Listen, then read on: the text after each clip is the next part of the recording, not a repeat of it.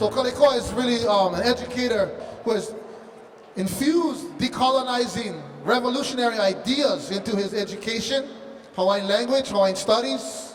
One of our great political theorists, educator Kaleikoa Ka'eo. Mahalo.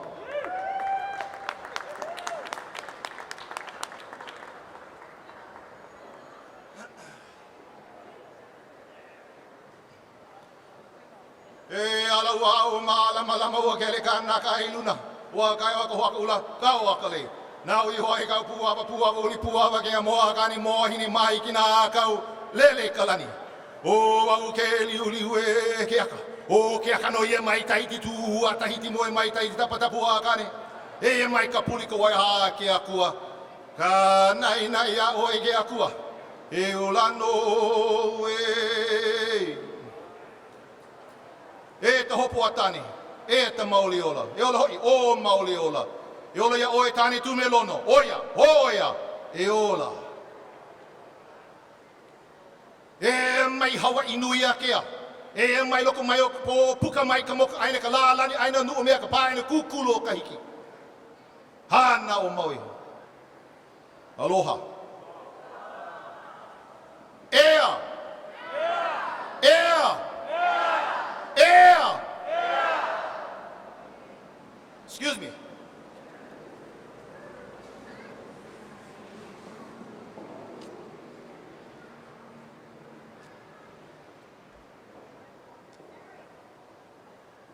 Air! Air? Is this air? Air!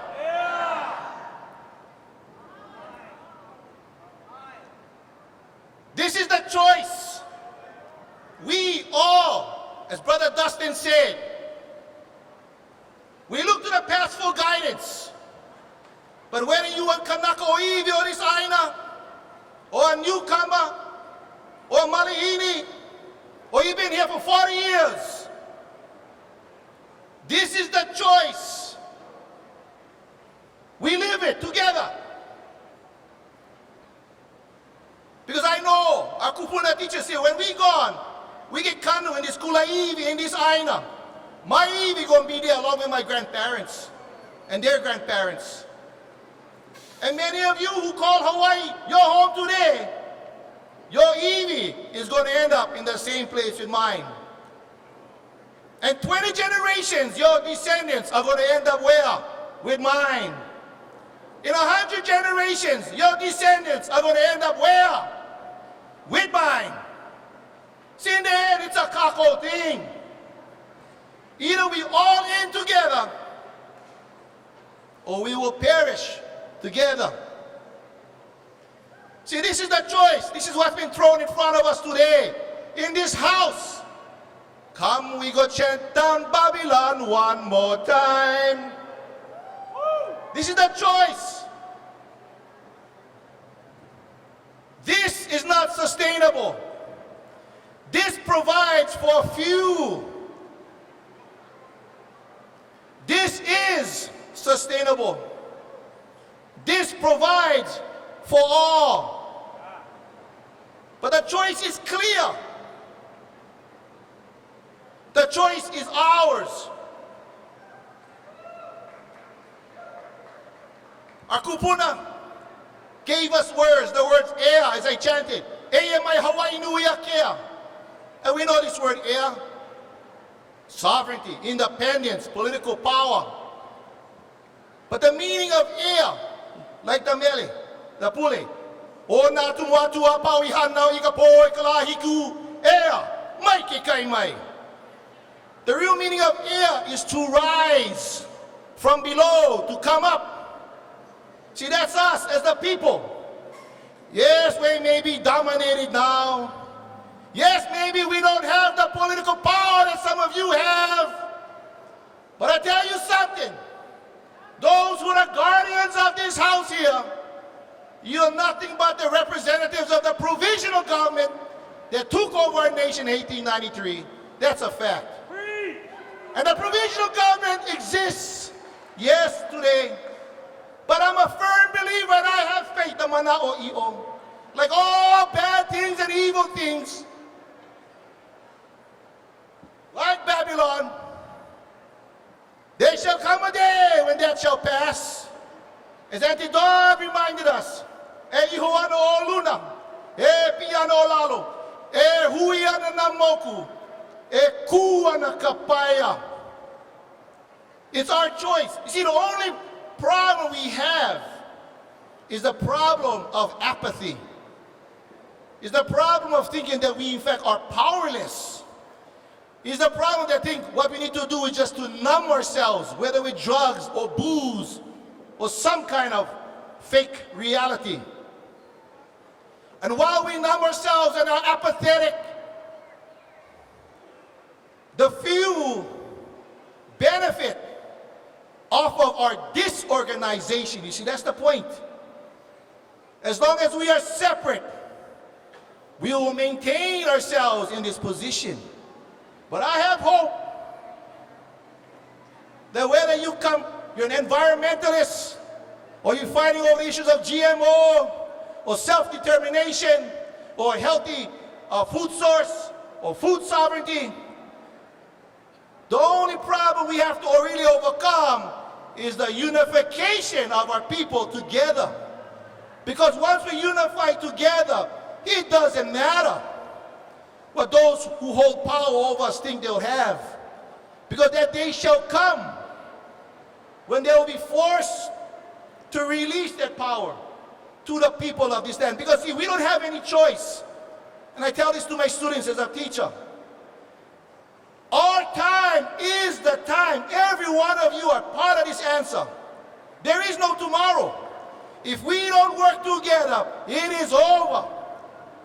Whether it's global warming, whether we'll be eating out of tin cans for the rest of our lives, whether it's going to be like in Pohakuloa with depleted uranium. See, that's the future. And the only reason they do this to us is because of our refusal and our inability to organize together. So I'm asking everyone here, let's make the commitment to work together, to say we want a future for all our children, a future of health of the land, a future of sustainability, a future of food sovereignty, a future where we educate ourselves in a way which produces children that are highly educated, that understand ea o kaaina.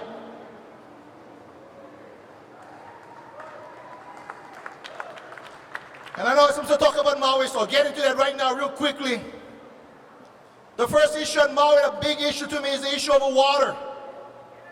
See, people, you can talk about agriculture and growing our own food, but if you get no water, see, Kupuna gave us the answer, vai.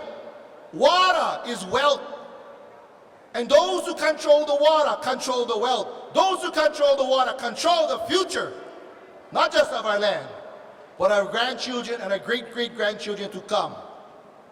So yes, on Maui, we had a small victory enforcing in Nava Eha, enforcing some of the water back into the streams according to the courts.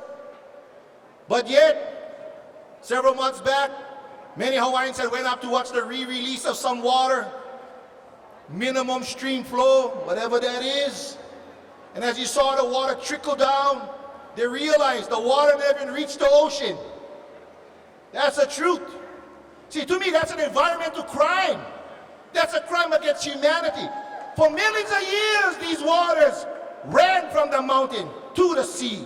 And in these small fisheries and in the reefs, see, Hawaiians will understand it's the muliwai, the waikai, where life begins. Life begins from the mixing of fresh and salt water. But when you prevent that from occurring, you see, that is killing us as a people. And instead the water has been removed. You know, something like 30 out of 32 streams of West Maui, the waters are diverted. That's a fact even to this day. And then you have East Maui. Every day, think about this, the amount of water taken out of East Maui equals all the domestic water used on this island. Think how much water that's used to promote more speculative construction and development of Maui. Not for housing for the people, but for speculators who come to pillage, who come to, as brother said, to rape the resources. You know, how many swimming pools and how many hot tubs do you need? This future is something that we must all confront together. The next big issue, of course, are these multinational foreign chemical corporations who pretend to be agricultural enthusiasts. And their main purpose, of course, is not to feed the people,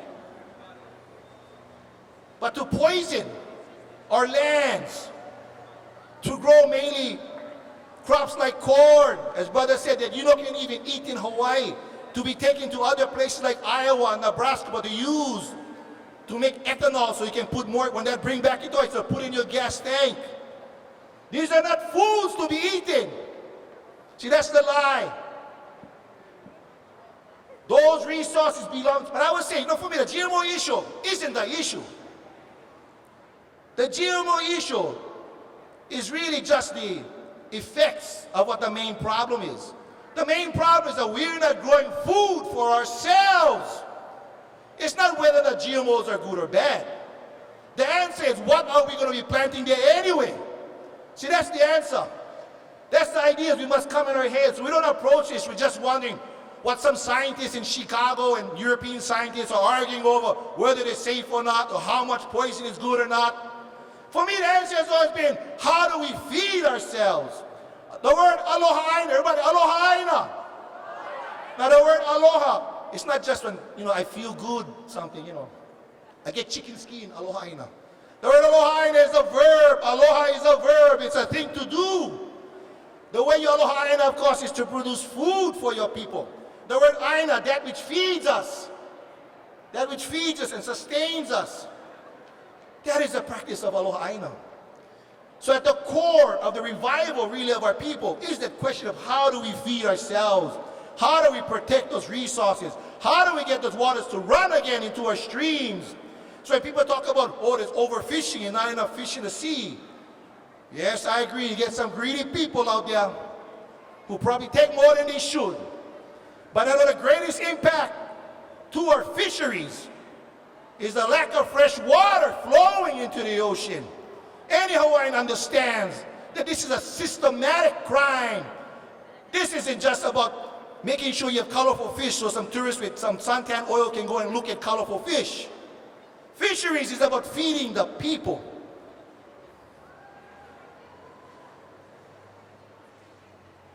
I'm going to skip towards the later parts, but the other issues, of course, to me is Haleakala and Maui. As brother had said, tied right along with Mount Nakea, and our sacred mountain of Haleakala is currently occupied by various ventures. The largest Department of Defense telescope sits on Haleakala. The largest Department of Defense telescope sits on Haleakala, part of this great military scheme to control all of the Pacific. The largest and most powerful military computer connected on Haleakala is held in Kihei. So many people in Maui think that we have this kind of free, demilitarized zone, but yet we're actually the heart and soul of the military occupation of these islands. So when people talk about, weapons of mass destruction out in Iraq and Afghanistan, well, let me tell you, the weapons of mass destruction are here in these lands. The most powerful weaponry ever tested has been tested in the Pacific. They never tested nuclear weapons in Europe. How many of you guys know Rongelap, Inuwatak, Bikini? It's the Pacific people who have been held as guinea pigs. And we refuse to be held as guinea pigs anymore. So companies like Monsanto, Mycogen, these are no different than its military ideas, which is to look at the people of the Pacific as nothing more than guinea pigs for their profit motives as profiteers.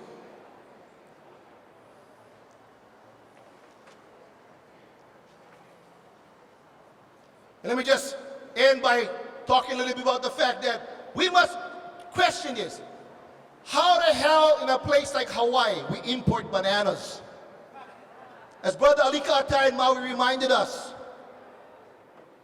that is a crime of a sickness when you have such productive lands and we gotta import bananas, something is wrong.